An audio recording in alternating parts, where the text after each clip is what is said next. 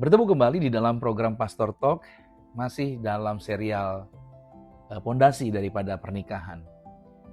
Judul yang saya bawakan tentang intimasi emosional dan seksualitas, yaitu hadiah Tuhan dalam pernikahan.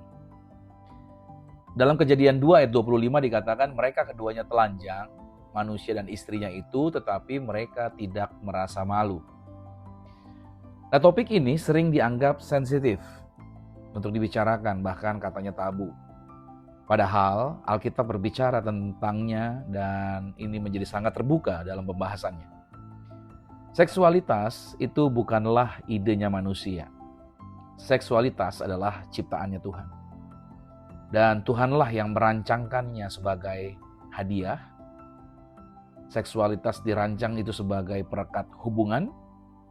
Dan seksualitas itu dirancang sebagai ekspresi kasih terdalam di dalam suatu pernikahan. Nah, masalahnya banyak pasangan menikah tanpa pernah belajar tentang intimasi yang sehat. Kita pelajari dulu ya satu persatu.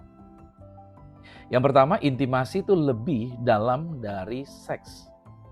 Nah, seks sering itu dianggap sebagai tujuan dalam pernikahan.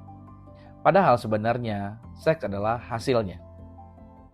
Sebenarnya intimasi sejati itu memiliki 3 lapisan. Yang pertama, intimasi spiritual. Yang kedua, intimasi emosional. Baru yang ketiga ini, intimasi physically. Nah, urutannya ini menjadi penting. Jika emosional dan spiritual kuat, maka fisik itu menjadi indah. Jika emosionalnya rusak, maka fisik terasa hambar atau menjadi terpaksa. Nah, banyak pasangan ingin memperbaiki kehidupan seksual mereka. Padahal yang perlu diperbaiki sebenarnya adalah kedekatan hati antara suami dengan istri. Pelajaran yang kedua, intimasi emosional. Itu merupakan fondasi kedekatan. Intimasi emosional itu berarti dua orang ini sama-sama merasa aman. Kedua orang ini suami istri merasa diterima. Mereka berdua merasa dimengerti. Nah, khususnya bagi wanita ini penting. Kedekatan emosional itu adalah pintu menuju kedekatan fisik. Wanita sering berkata begini, aku perlu merasa dekat untuk ingin berhubungan. Ya kan? Kalau dia terhubung, wanita itu kalau terhubung, kalau dirinya merasa relasinya jalan, nyambung, aman, barulah dia mau berhubungan. Itu kalau dari wanita. Sedangkan pria seringkali berkata begini, aku merasa dekat kalau kita sudah berhubungan. Itu laki-laki. Nah, itu perbedaannya. Dua kebutuhan yang berbeda di sini. Kedua-duanya benar, nggak salah kedua-duanya. Nah, disinilah pernikahan. Pernikahan itu belajar menjembatani kedua kebutuhan tersebut. Yang ketiga pelajarannya, seksualitas itu adalah bahasa kasih pernikahan. Dalam pernikahan, hubungan seksual itu adalah ekspresi kasih. Dalam pernikahan hubungan seksual adalah ekspresi kepercayaan. Karena si wanita percaya dia mau melakukan. Dalam pernikahan hubungan seksual adalah ekspresi penyatuan. Jadi laki-laki itu mengekspresikan kasihnya dalam seks. Wanita itu mengekspresikan kepercayaan kepada suami dengan seks. Dan keduanya dalam pernikahan seksual itu menjadi ekspresi penyatuan dari seorang pria dan wanita. Nah, ini bukan hanya kebutuhan fisik, tetapi ini kebutuhan relasi. Ketika pasangan saling memberi diri, maka mereka berkata begini, aku sepenuhnya milik kamu, dan kamu aman bersama aku. Itulah makna mereka berdua tidak merasa malu. Nggak ada topeng di antara keduanya. Tidak ada ketakutan ditolak, yang ada hanyalah penerimaan dari keduanya. Nah, pelajaran yang keempat, kesalahan umum daripada pasangan. Banyak konflik seksual itu bukan karena kurang cinta, tapi karena kurang komunikasi tentang kebutuhan dari masing-masing. Banyak konflik seksual itu terjadi karena mereka rasa malu untuk ngobrolin tentang seks di antara mereka berdua. Lalu konflik seksual terjadi karena ekspektasi mereka nggak realistis. Dan konflik terjadi karena luka masa lalu mereka yang belum sembuh. Nah, di sini pasangan perlu belajar bahwa seksualitas itu bisa dipelajari dan itu bisa dibangun.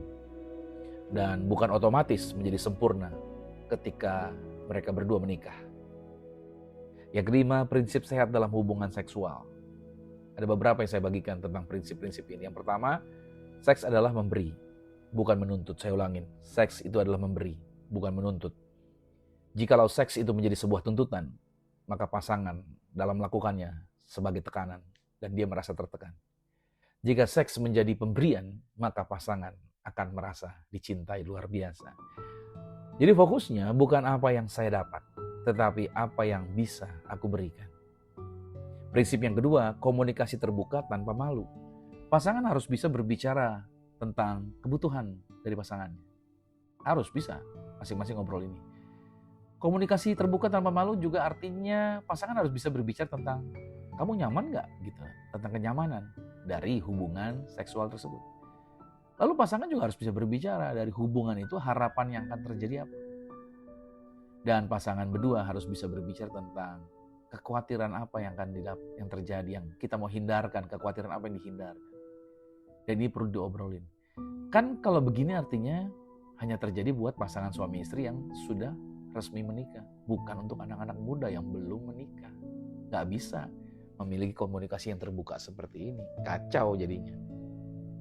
Tanpa komunikasi, maka pasangan jadinya hanya tebak-tebakan.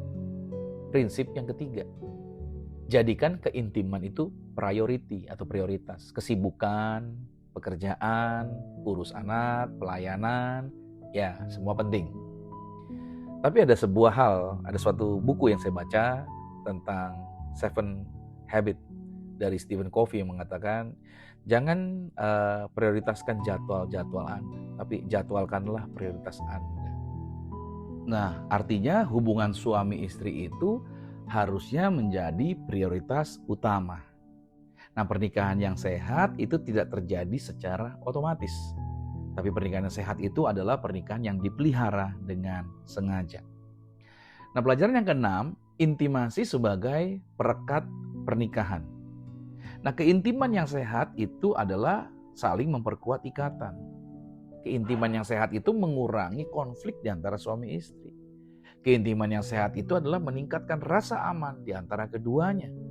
Dan keintiman yang sehat itu memperdalam cinta antara suami dengan istri. Nah, Tuhanlah yang merancangkannya sebagai perekat hubungan. Seks ini Tuhan rancang sebagai perekat hubungan, bukan menjadi kewajiban. Tetapi seks itu adalah anugerah yang Tuhan percayakan di dalam pernikahan. Nah, bayangkan pasangan yang di dalam rumah tangga mereka itu saling terbuka, berbicara tentang seks tanpa takut. Bayangkan mereka pasangan suami istri yang saling menerima tanpa malu di dalam hubungan seks mereka. Bayangkan pasangan suami istri yang saling memberi tanpa menuntut dalam hubungan seks mereka. Nah, itulah gambaran keintiman yang Tuhan rancang. Intimasi bukanlah sekedar hubungan fisik, tapi intimasi adalah dua hati yang berkata, aku aman bersama dengan kamu.